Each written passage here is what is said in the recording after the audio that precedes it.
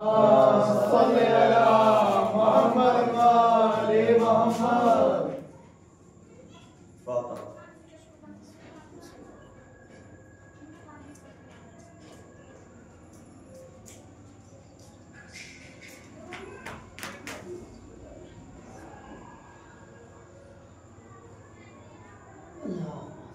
अल्लाहुम्मा सल्ले अला मोहम्मद व आले मोहम्मद।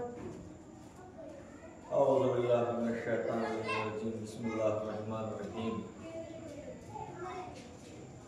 अल्हम्दुलिल्लाहि रब्बिल आलमीन। अस्सलातु वस्सलामु अला अशरफिल अंबिया वल मुरसलीन व खातिमुन नबिय्यिन वल क़ासिम मुहम्मद।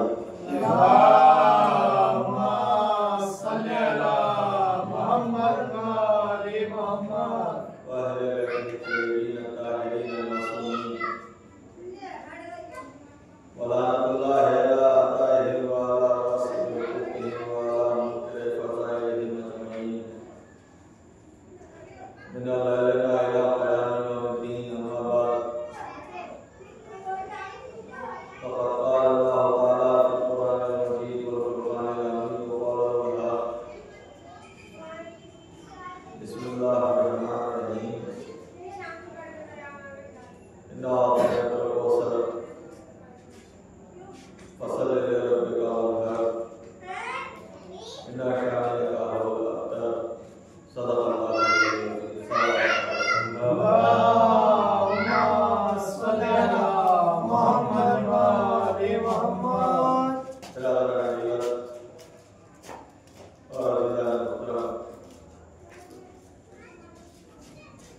कुरान मजीद की बड़ी मशहूर मालूम है जिसकी तिलावत का शरफ हासिल किया। ये मजलिस किसी मुर्दे के सारे सवाब की मजलिस नहीं है।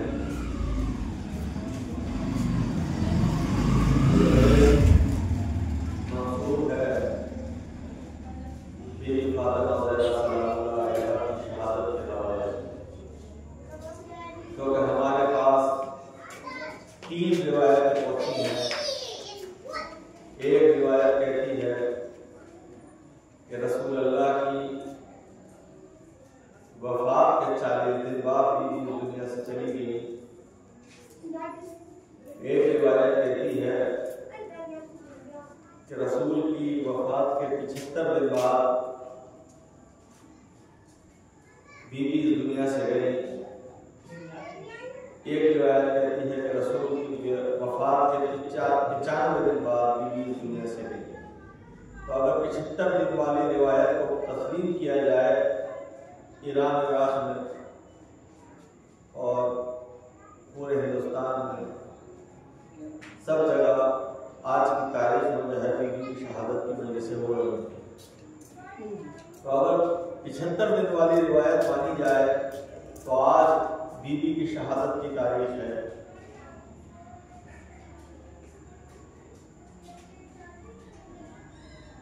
इसीलिए मैं कहता हूं कि ये आज की मजलिस और मजलिसों में फर्क ये है कि वो हमारे मरने वालों के इशारे सवाब की मजलिस होती है, मगर आज की मजलिस में हुसैन खुद चलते हैं। क्यों? क्योंकि ये हुसैन की प्यारी माँ का नाम था। मैंने इस मजलिस के लिए बड़ा मशहूर वाला सूरह कौसर की तिलावत का शरफ हासिल किया, लेकिन उससे पहले मैं आपके सामने इस मजलिस की जो खुसूसियत है वो बयान करूं। हर इंसान को, हर शिया को चाहिए कि वो इन दिनों में ये 20 दिन जो है, आज 13 तारीख है, आज की 13 तारीख से लेकर अगले महीने की 3 तारीख तक ये 20 दिन का अरसा है। इसमें हर शिया को चाहिए कम से कम एक मजलिस बीबी फातिमा ज़हरा सलामुल्लाह अलैहा के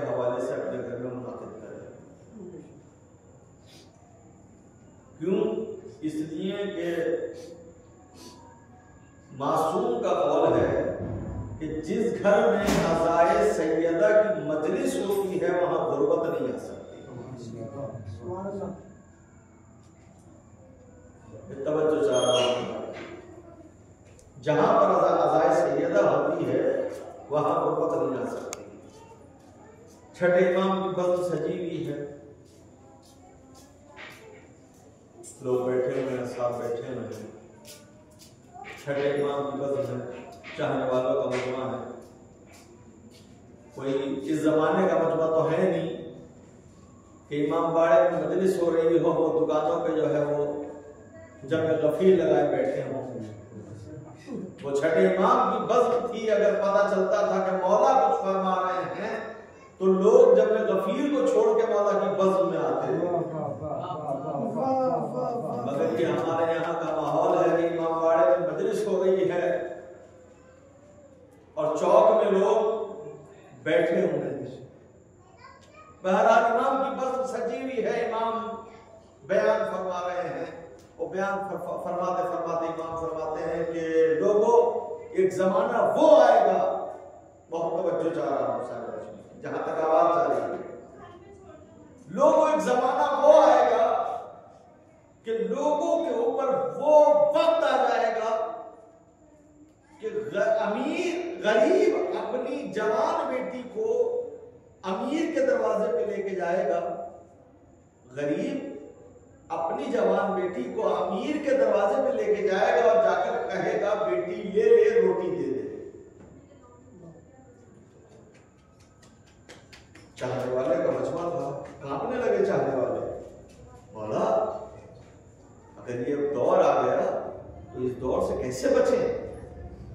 मौला, हम इज्जतदार लोग हैं, हम मर जाएंगे भूखे मगर किसी के दरवाजे में नहीं जा सकते। तो मौला ने कहा कि देखो, हम तुम्हें बचने का तरीका भी बता दें,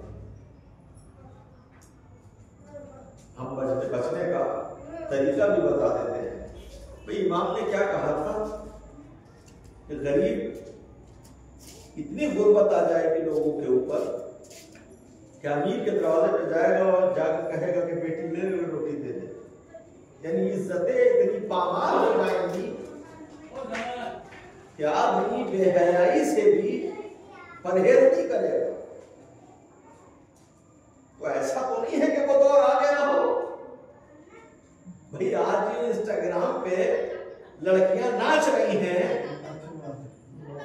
भाई ऐसा तो नहीं है इमाम ने इसी तरफ इशारा किया हो। इसीलिए मेरी गुजारिश है हर शरीफ माँ बाप से कि अपनी बेटियों के मोबाइल चेक करें। अपनी बेटियों के मोबाइल कम से कम हफ्ते में तो चेक ही कर दिया करें कि भाई ये कहीं बेटी किसी गलत रास्ते पे तो नहीं जा रही। तो इमाम फरमाते हैं कि गुर्बत आ जाएगी। तो चाहने वाले ने कहा, मौला, अगर वो दौर हमारे सामने आ जाए तो उस दौर में कैसे बचे? तो मौला फरमाते हैं कि चाहने वाले मुझे बताए, अगर तू चाहता है कि वो दौर में ये वक्त तेरे ऊपर ना आए तो तुझे चाहिए कि मेरी दादी की फर्श अज़ा पे पैसा खर्च कर, मेरी दादी की मजलिस पे पैसा खर्च कर। मौला, आपकी दादी के फर्श अज़ा मजलिस पे पैसा खर्च करके क्या होगा? तो मौला फरमाते हैं कि ये पैसा जो तू मेरी दादी की मजलिस पे खर्च करेगा, ये पैसा तेरा आरियत है अल्लाह की तरफ। आरियत, लफ्ज़ आरियत का आपने बड़ा सुना होगा कि जब मौला अली ने अपने बेटे मोहम्मद हनफिया को जंग जमल में भेजा है और वो तीरों की बारिश हो रही है और वो वापस आ गए, 2 मरतबा तो इमाम ने कहा कि मेरे लाल मोहम्मद हनफिया जाओ, और जाने के बाद मैदान में इस तरह से टिक जाओ जैसे शीशा पिलाई हुई दीवार। पहाड़ अपनी जगह छोड़ दे मगर तुम अपनी जगह ना छोड़ो। और मेरे लाल आखिरी सब पे नजर रखना। और ऐ मेरे लाल मोहम्मद हनफिया, अपना सर अल्लाह की राह में आरियत दे दो। आरियत क्या? अल्लाह की राह में आरियत दे दो। जब तुम अल्लाह की राह में आरियत दे दोगे तो फिर तुम्हें जान की फिक्र नहीं रहेगी कि तीर आ रहा है या तलवार आ रही है। उधार का हुजूर ये उसूल होता है, उधार का ये उसूल होता है कि आपने किसी को उधार दिया। मिसाल के तौर पे आरिफ भाई ने मुझे उधार दिया, जब तक इनका अच्छा वक्त ये नहीं ठोकरे मुझे, और खुदा न खास्ता इन्हें पैसे की जरूरत हुई तो सबसे पहले इंसान की निगाह उधार पे जाती है कि भाई अगर काशिफ साहब को दिया हुआ उधार मुझे मिल जाता तो ये मुसीबत है वो मेरी हल हो जाती। लेकिन ये भी मसला जब है जब मैं शरीफ हूं,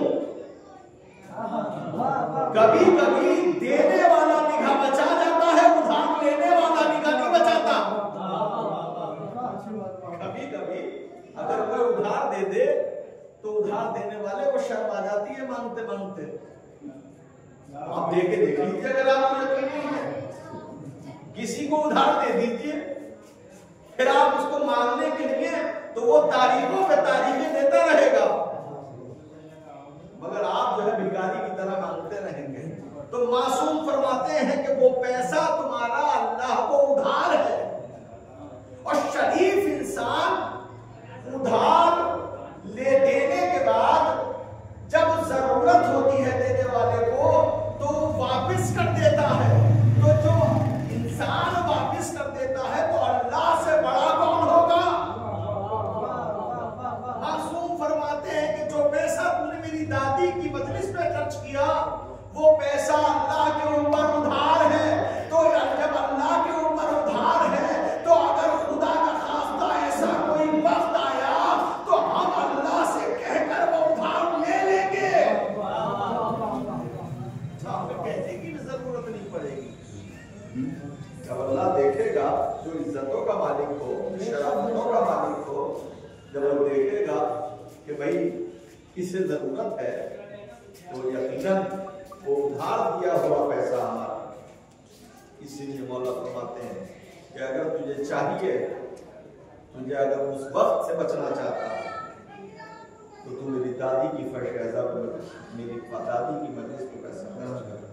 इसलिए हर शिया को चाहिए, ये 20 दिन है, जरूरी नहीं है। किसी ने ये नहीं कहा है कि आप लाख 2 लाख का 50,000 का 10-15 हजार का तबर्रुक लाके जो है खर्च करें।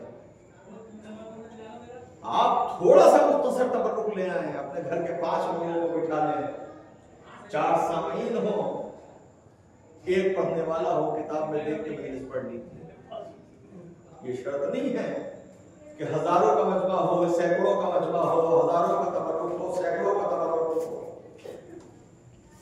चंद सिक्के भी अगर आप हैं के पास हैं तो आप उसकी मजलिस कीजिए और उसके बाद अपने हालात को देखना, उसके बाद अपने हालात को देखना। ये एक आलिम बाअमल का बताया हुआ, मुझे बताया हुआ नुस्खा है। मैंने हमारे यहाँ मैंने फर्श बीबी की जो है 3 मजलिसें शुरू की, आज भी होती हैं दूसरी तारीखों में। तो सन 2011 की बात है। मैंने उनसे कहा, मैंने कहा साहब बड़ी परेशानी है, बड़ी दिक्कतें हैं, क्या किया जाए? तो उन्होंने कहा कि एक काम करो, अय्याम अज़ाए फातिमिया आ रही है, 3 मजलिसें करो और उसके बाद अपने हालात देखो। तो जो परेशानियां थी पहले वो सारी परेशानियां खत्म हो गई, सारे मसाइल हल हो गए। क्यों? इसलिए कि वो पैसा अल्लाह के ऊपर और उधार का उसूल होता है कि जब उधार दे दिया जाए तो शरीफ उधार को वक्त पर वापस कर देता है। सलावत पढ़ें।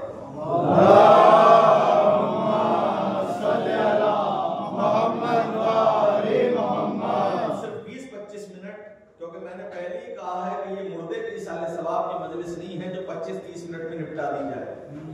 ये बीबी सैयदा के हवाले से मजलिस है, तो कम से कम इतनी देर जो है पढ़ा जाए कि आपकी मजलिस अदा हो जाए। एक दुरूद और पढ़ें।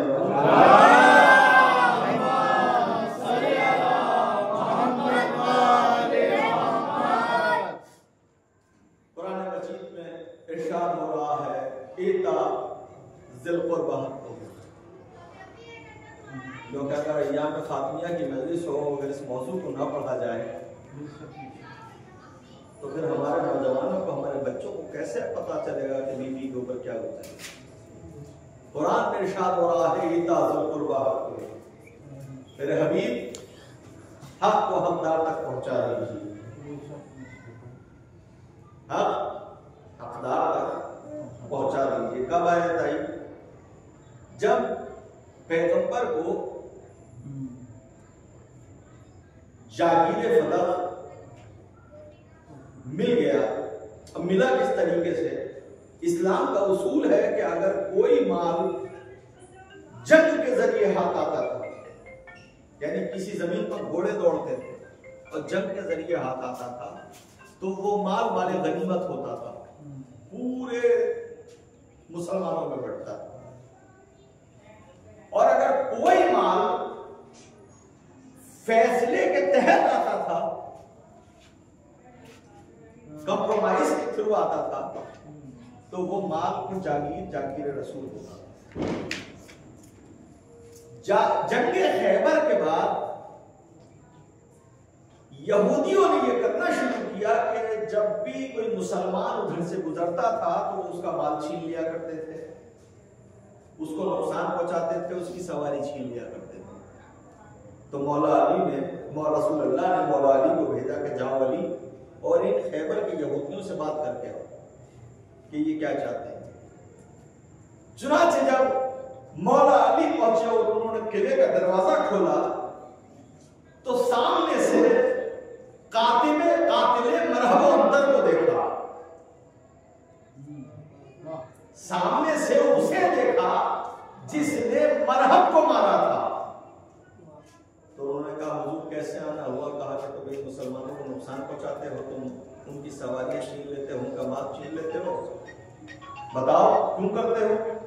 उन्होंने कहा हुजूर हम जंग नहीं चाहते, हम आपसे कंप्रोमाइज करना चाहते हैं। और उन्होंने जागीर फदक को रसूलुल्लाह का तोहफे में दे दी कि ये आप आज से आपकी जागीर है। अब लोग कह देते हैं मियां बाग़े फदक था, भाई तवज्जो चाह रहा हूं, मजमा कम है लेकिन बहुत तवज्जो चाह रहा हूं। मियां बाग़े फदक था। देखिए जब किसी प्रॉपर्टी की कीमत को घटाना होता है तो आदमी ऐसे ही करता है। मिसाल के तौर पे कोई मसला, किसी का मुकदमा है और एक बहुत बड़ी प्रॉपर्टी है, तो सामने वाला कह देता है मियां कोई ज्यादा बड़ी प्रॉपर्टी थोड़ी है, छोटा सा कमरा है। ऐसे ही मुसलमानों ने यहां किया, जागीर थी बहुत बड़ी, मगर मुसलमानों ने कहा मियां कुछ था थोड़ी, बाग़े फदक था। जुमला अथर साहब का वो फरमाते हैं मियां मुझे ऐसा लगता है जागीर फदक को बाग़े फदक ने किसी बागी ने बदला है।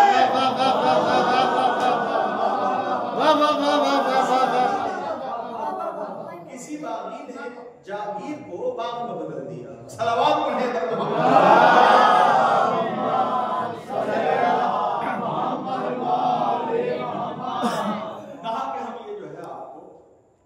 हैं। चुनांचे मौला अली ने फैसला किया उनसे और जागीर फदक का जो कागज था, जो रुपया तैयार हुआ था, वो लेके आ गए। अच्छा रसूलुल्लाह भी मुतमईन हो गए कि या अली तुमने जो फैसला किया है बहुत बेहतर किया है और तुम सही फैसला करके आए। चुनांचे वो बाग, वो जागीर जो है वो रसूलुल्लाह के पास रहा लगभग 8 हिजरी के आसपास। वो बाप जो है रसूल के पास आया था, 8 हिजरी रसूल के पास रहा, 9 हिजरी रसूल के पास रहा। जब रसूलुल्लाह का जाने का वक्त करीब आया तो रसूलुल्लाह के पास हुक्म हुआ 8 हिजरी के आसपास लास्ट में कि ईता ज़िलक़ुरबा को हुआ है, मेरे हबीब ये जागीर जो है ये उसके हकदार तक पहुंचा था। जागीर उसके हकदार तक पहुंचा दीजिए। चुनांचे रसूलुल्लाह ने एक हिबानामा तैयार की कि मैं मोहम्मद मुस्तफ़ा ये जागीर अपनी बेटी फातिमा ज़हरा के हवाले कर। चुनाचे बीवी के पास वो जागीर आ गई। जैसे ही बीवी के पास वो जागीर आई, अच्छा बहुत बड़ी प्रॉपर्टी थी भाई, तवज्जो चाह रहा हूं, बहुत बड़ी प्रॉपर्टी थी। रसूल ने अपने आमिल हटा लिए। भाई जब प्रॉपर्टी आएगी तो जाहिर सी बात है उसकी हिफाजत करने वाले भी आएंगे। रसूल अल्लाह ने अपने आमिल हटा लिए, बीवी ने अपने आमिल वहां लगा दिए कि जाओ इसकी हिफाजत करो, इसको देखो। चुनाचे बीवी के आमिल वहां काम करते थे। इधर रसूल अल्लाह की आंखें बंद हुई, उधर हाकिम ने आमिलों को हटा दिया। अब जब आमिलों को हटा दिया और अपने आमिल लगा दिए तो आमिल रोते हुए आए कि बीबी आपके खलीफा ने जो है हमें भगा दिया और अपने आमिल लगा दिए, और वो कह रहे हैं कोई प्रॉपर्टी नहीं, किसी की प्रॉपर्टी नहीं। चुनाचे बीबी अपना वो जो लिखा हुआ था रसूल अल्लाह का वो लेके पहुंची हाकिम के सामने। साथ में कौन है? मौला अली, इमाम हसनैन करीमैन और उम्मे ऐमन। रसूल के बाद रसूल की कनीज है और रसूल के बाद जो है रसूल के बाबा जनाब अब्दुल्ला से। अब देखिए मुकदमा शुरू कर रहा हूं 15-20 मिनट का से, बहुत तवज्जो चाहिए।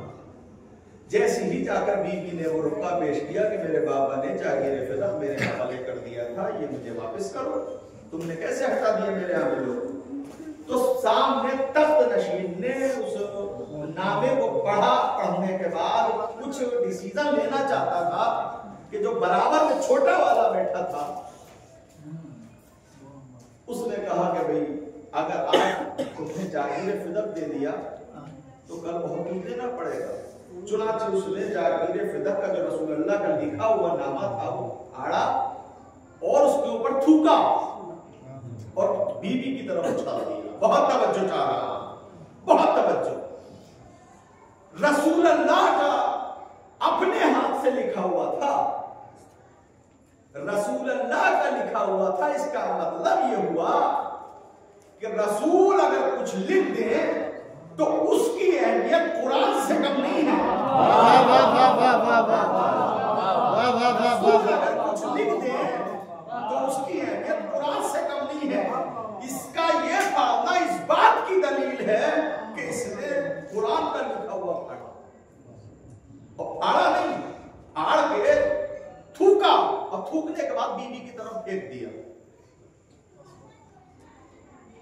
थोड़ा सा पीछे चलिएगा, यह है रसूल के बाद का वाकया, रसूल के शहादत के कुछ दिन बाद का वाकया।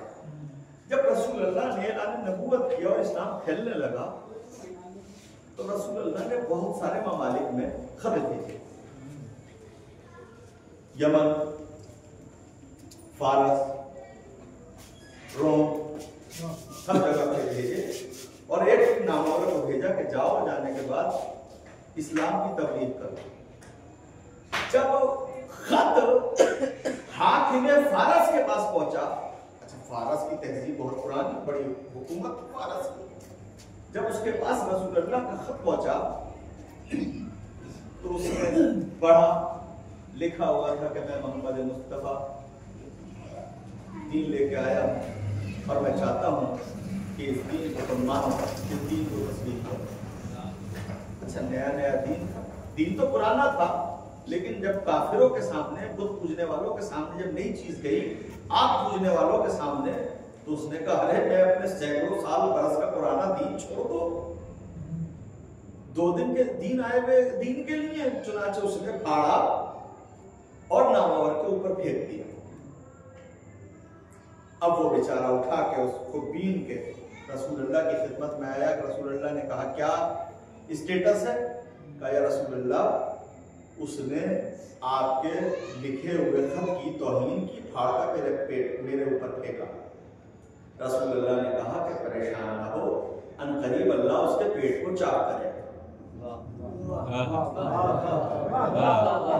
परेशान ना हो, अल्लाह अनकरीब जिसने मेरे खत को फाड़ा है, जिसने मेरे लिखे हुए को फाड़ा है, अनकरीब अल्लाह कुछ दिन गुजरे, एक चाहने वाला आया रसूल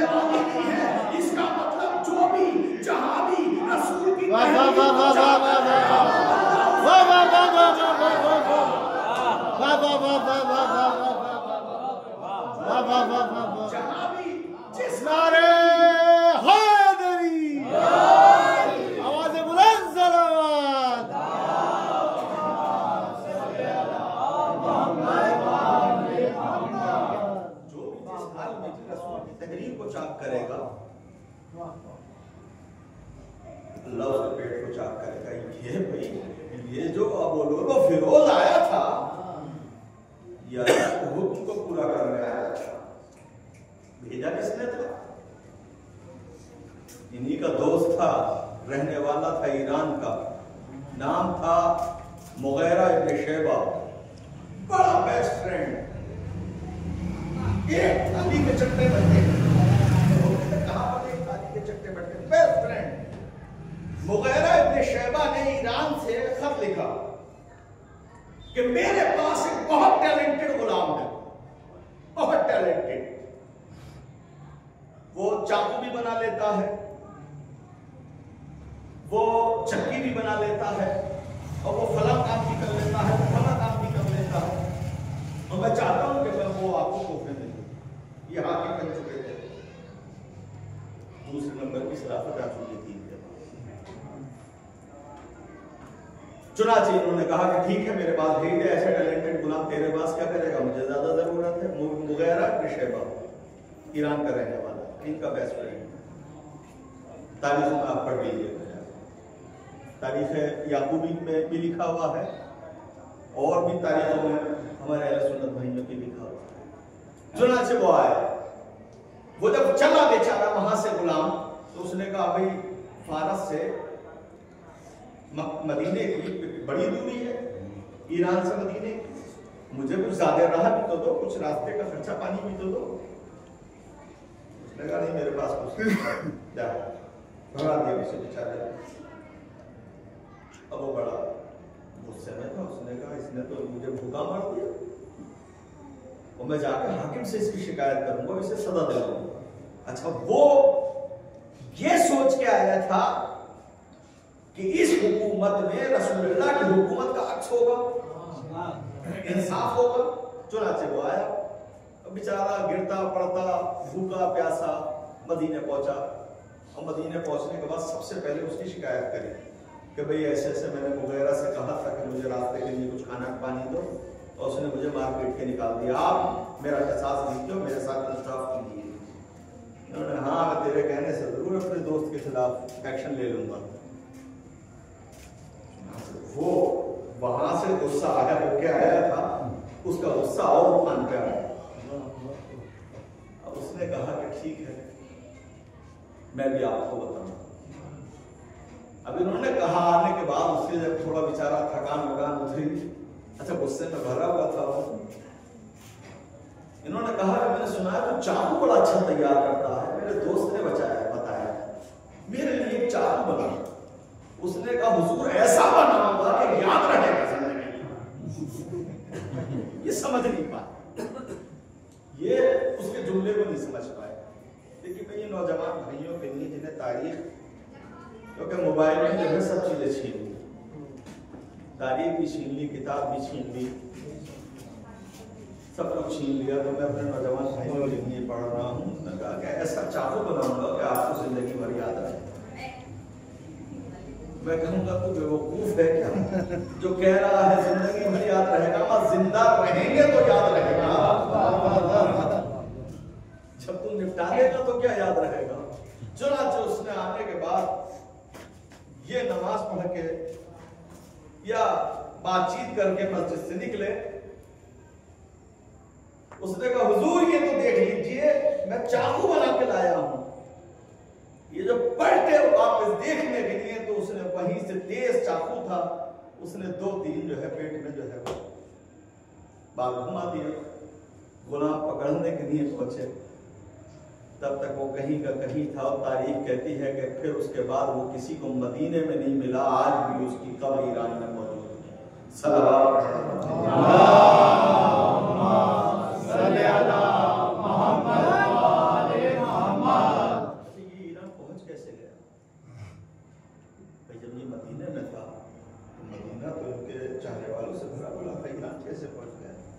यहाँ पर उलमा फरमाते हैं कि ये मौला अली के सामने आया, और आने के बाद इसने हाथों को जोड़ा, मौला मैंने तो अपना काम कर दिया, अब यहाँ से भागना मेरे बस की बात नहीं है। तो तारीख कहती है कि मौला ने चश्मे ज़रत में वापस इसकी ज़मीन ईरान भेज दिया और आज भी ईरान के अंदर इसकी कब्र मौजूद है, अबू लुलु फिरोज। हालांकि ये शिया नहीं था, ये मौला का चाहने वाला नहीं था, ये मजूसी था, मगर चूंकि इसने दुश्मन सैयदों को वासिल जहन्नुम किया। खुदा की कसम, हमारा मोहब्बत का मेयार ये है कि अगर सैयदा का चाहने वाला है और बाप का दुश्मन भी है तो हमें कबूल है, और अगर सैयदा का दुश्मन है, सगा बाप भी है तो हमें कबूल नहीं है।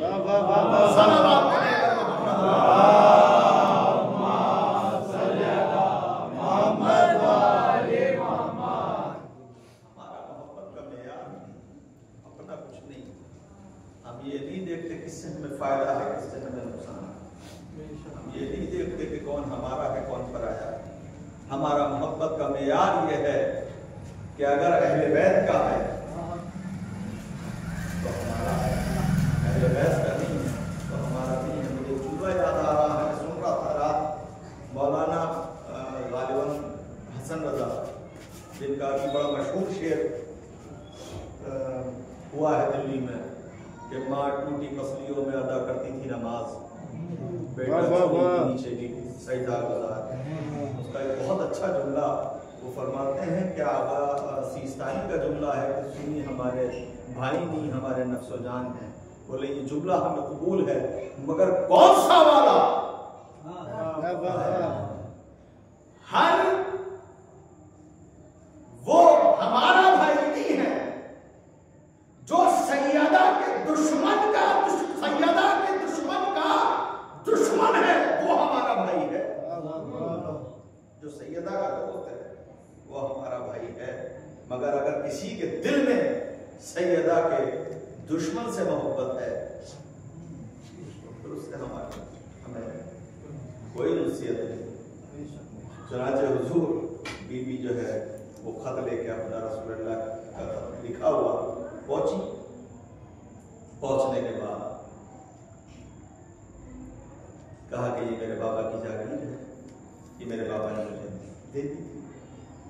अच्छा ये हुआ कैसे? इनकी निगाह आगे फिदक तक जागी है, फिदक तक पहुंच कैसे गई? अभी तो ये हुकूमत पे बैठे हैं। अब जब हुकूमत पे बैठे तो इन्होंने सोचा कि ये हुकूमत चलेगी कैसे। मैं एक मिसाल देता हूँ यहाँ पे, और बड़ी मशहूर मिसाल। भाई हुकूमत पे तो बैठ गए, मगर चले कैसे? बेटी को बुलाया, मेरी लाडली तुम रसूलुल्लाह के घर में 24 घंटे रहती थी, अब ये बताओ कि ये जो हमने तौब गले में डाल लिया है इसे बर्दाश्त कैसे करें, चले कैसे हुकूमत? तो कहा कि रसूलुल्लाह के पास एक जागीर थी जिससे वो फौजियों का पैसा और सारा खर्चा निकाला करते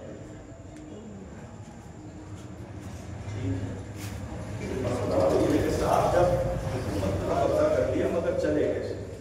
मैं एक मिसाल देता हूँ यहाँ पे, और मिसाल बिल्कुल सच्ची है, बिल्कुल सच्ची मिसाल भी है और वाकया भी, और मेरे साथ गुजरा हुआ वाकया। हम एक नवीन का बहनामा कराने के लिए बिलारी पहुंचे, पुरानी तहसील। तो जो लोग गए होंगे वहां पे थोड़ा सा ढाल था, अभी पता है नहीं है, बाहर उस जमाने में ढाल सा था। अच्छा चूंकि हमें पैसा लाना था वहां से, तो वो हम गाड़ी करके लेके गए यहाँ से। अब जब गाड़ी करके हुजूर हम लेके गए यहाँ से, और दूसरी पार्टी ने बहनामा कराने के बाद हमें पैसा दिया, यहीं पर थे। अब ड्राइवर ने गाड़ी ढाल पे लगा दी। भाई 2-5 मिनट की बात है, जाग के सुन लें। गाड़ी ढाल पे लगा दी,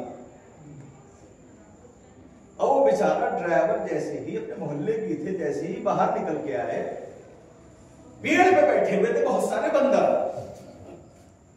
जब बिलाली में आपने देखा अगर हाथ में केले की थैली लेके जा रहा है तो छीन के भाग जाएंगे। अच्छा केले नहीं मिलेंगे, आपके हाथ में अगर कोई सामान है तो वही लेके भाग जाएंगे। बदले में आप उसे केला डालेंगे तो वो आपके सामान का आपका वापस कर देगा। उसे मतलब आपके सामान से नहीं है, उसे मतलब केले से है।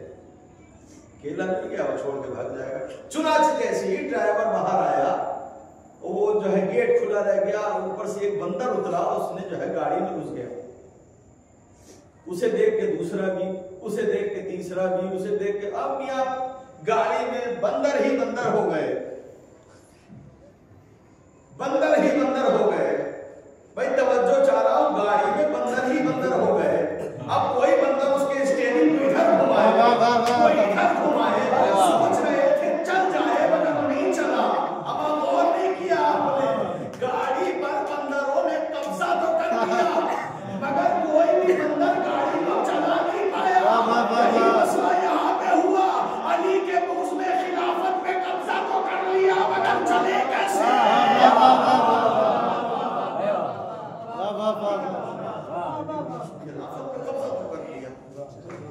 चले गए।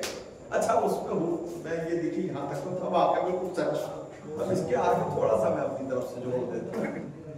अच्छा हुआ क्या हुजूर, इत्तेफाक से वो एक बंदर जब हिले जुले तो गाड़ी थोड़ा सा इस रैंप पे थी, आगे बढ़ गए। अब कोई बंदर इधर चीख रहा था, कोई बंदर उधर चीख रहा था। मतलब मकसद ये था कि कोई मदद के लिए आए मगर कोई नहीं आया। बेचारा जो गाड़ी का मालिक था उसी ने बढ़ के गाड़ी रोकी। यही मसला यहाँ पर भी हुआ। वैसे तो हुकूमत चलाते रहे मगर जब फंसे मदद के लिए जब कोई ना आया अभी मदद के लिए पहुंचे, हुए नजर आया, नहीं ना होते तो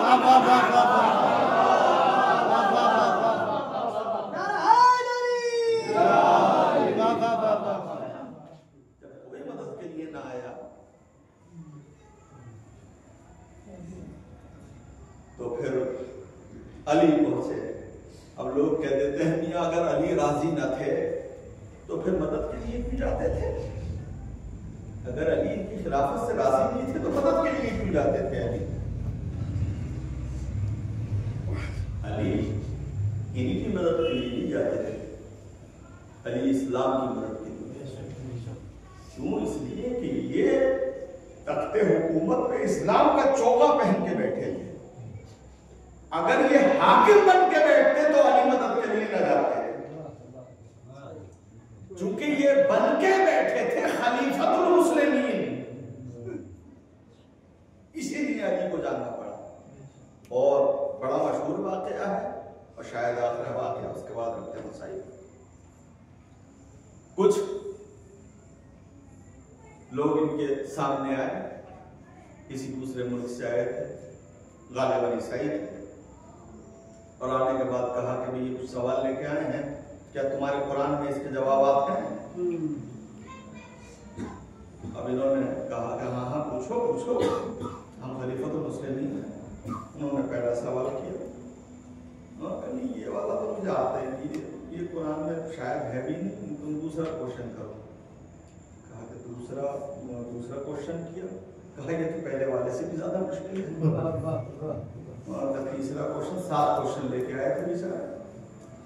कहा कि तीसरा तो उससे भी ज्यादा मुश्किल है। कहा इसका मतलब आपके कुरान में नहीं है? कहा कि नहीं। चुनाचे वो जानने लगे। कहा कि भाई आपका मजहब तो माज़अल्लाह झूठा है। ये जुमला जो है सलमान सुन रहे हैं। सलमान ने कहा कि कहाँ आए हो? कहा कि हम तो सुन के आए थे कि इस्लाम सच्चा मजहब है, हम 7 सवाल लेके आए थे 7 सवाल करने के लिए, लेकिन यह तो ये मामला।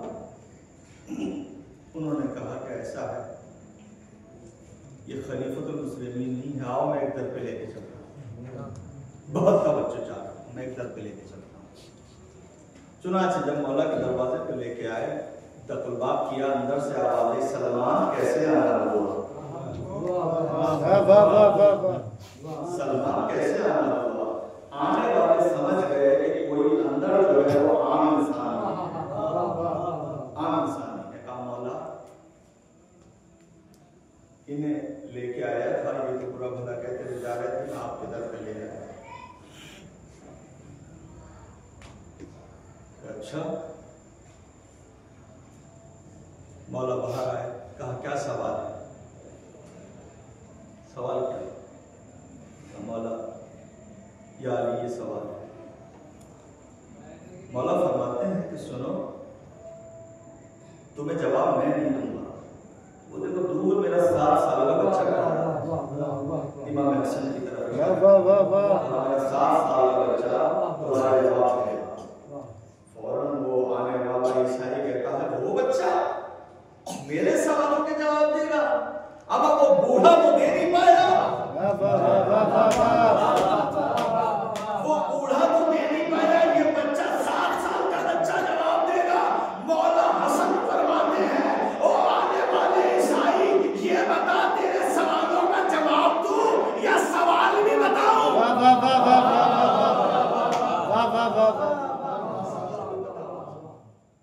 तू 7 सवाल लेके आया है तो तेरा पहला सवाल ये है, तेरा दूसरा सवाल ये है।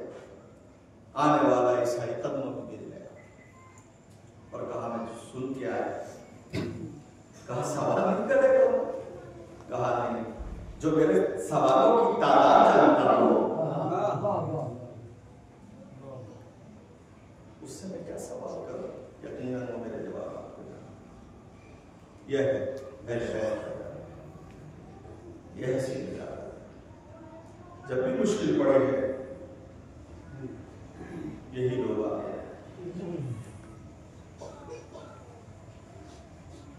जो अली जमाने के लिए मुश्किल कुशा थे। जब इसी अली की ज़ौजा पे मुश्किल वक्त आया,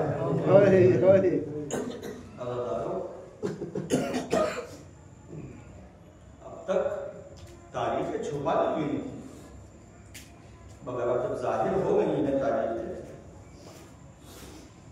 ये शहादत के दिन चाहे 40 दिन वाली रिवायत मानी जाए, चाहे 75 दिन वाली, चाहे 95 दिन वाली, तीनों शहादत की तारीखें अगर हमें मालूम हो गई हैं तो ये दिन आशूरा से बड़ा दिन है।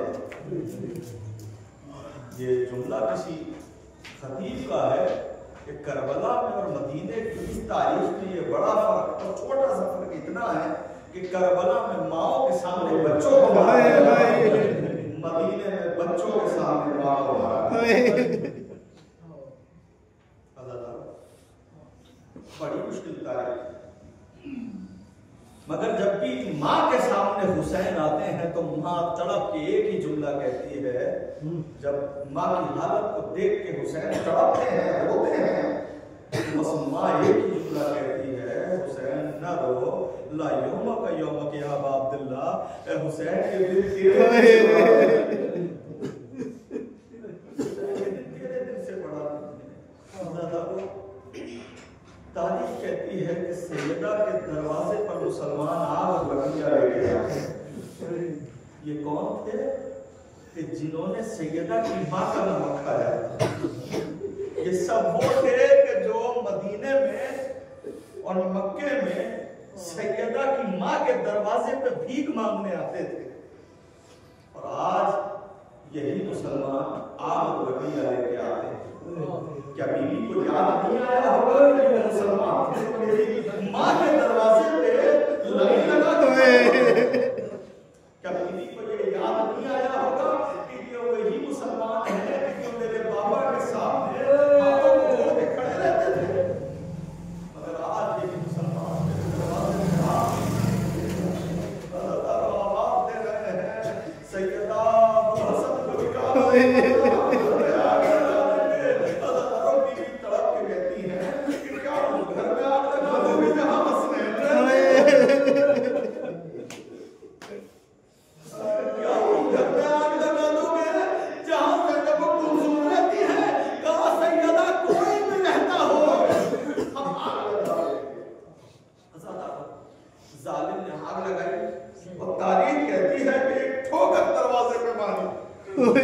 जैसे ही ठोकर लगी सैयदा दरवाजे पे,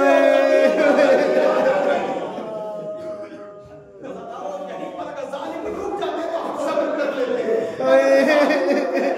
अज़ादारो सैयदा जमीन पर है, ऊपर एक जालिम चढ़ा घर के अंदर दाखिल, दूसरा जालिम चढ़ा घर के अंदर दाखिल, तीसरा जालिम चढ़ा घर के अंदर दाखिल। सैयदा की आवाज आ रही है, हसन मुझे बचाओ, अरे मेरा बच्चा मारा गया, मारा गया।